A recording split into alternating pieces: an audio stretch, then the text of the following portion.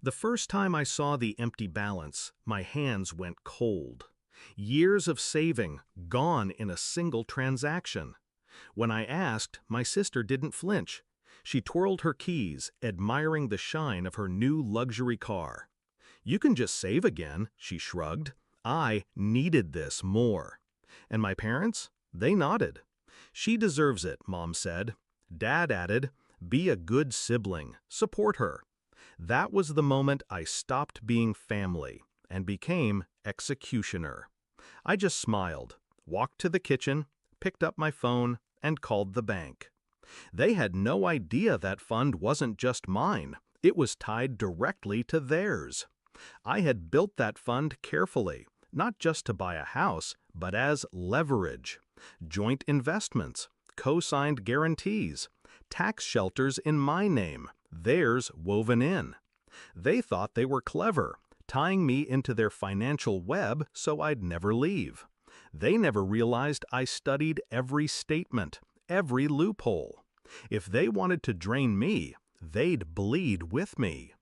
But I didn't move fast. No, I moved patiently. I let my sister brag. At dinner, she boasted about the leather seats, the custom rims, the envy in her friends' eyes. My parents clapped like seals, proud of their golden child. "Don't worry," my sister told me with a smirk. "When you buy your little house, I'll visit in style." Her words stung, but I let them sit, because anger makes you sloppy, and I wanted to be surgical. So I studied their debts, mortgage extensions, quiet late fees, my father's credit line barely afloat, my mother's emergency medical bills she never admitted to.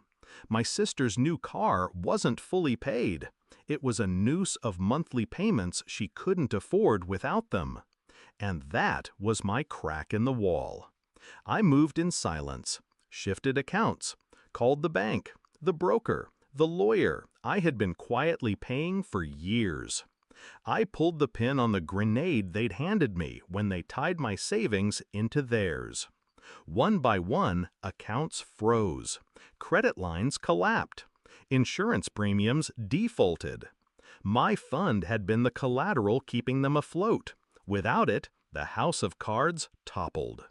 I watched the numbers shift in real time. My sister's car loan now red-flagged. My parents' mortgage now under review. Their perfect financial balance shredded in hours. And I waited.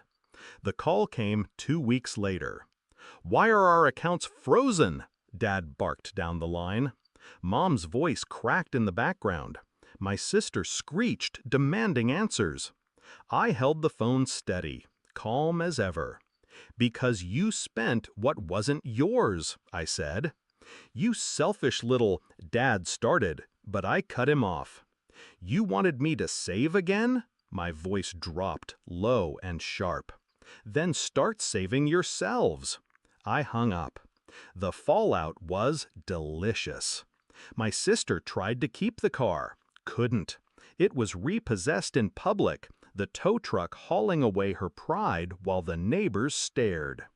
My parents scrambled, begging the bank for extensions. Denied. They had to sell the vacation cabin to keep the main house. My mother wept. My father raged. And me? I signed papers on my new condo. Paid in full. Keys in hand. I didn't invite them to see it.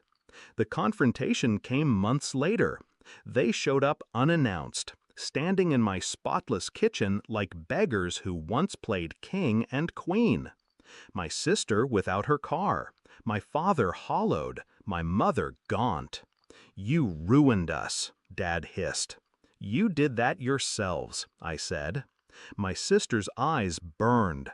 "You think you're better than us?" I met her stare. Calm, cold. "No, I just learned not to let parasites feed off me." Silence. Heavy. Unbreakable. They left without another word. That was the last time they ever set foot in my home. Now I sit by my window, city lights flickering against glass. My name alone on every deed, every account. Untouchable. I gave them a choice once, family or betrayal. They chose betrayal. I gave them a second choice, humility or collapse. They chose arrogance. And I gave them their ending. They thought my savings were theirs to steal, but I made sure their empire was built on my foundation. So when they drained me, they pulled the ground from under themselves. That was the plan all along. That was my revenge. Because sometimes justice isn't about screaming or fighting. It's about smiling, dialing the bank, and watching everything they built burn to ash, while you rise from it, untouched.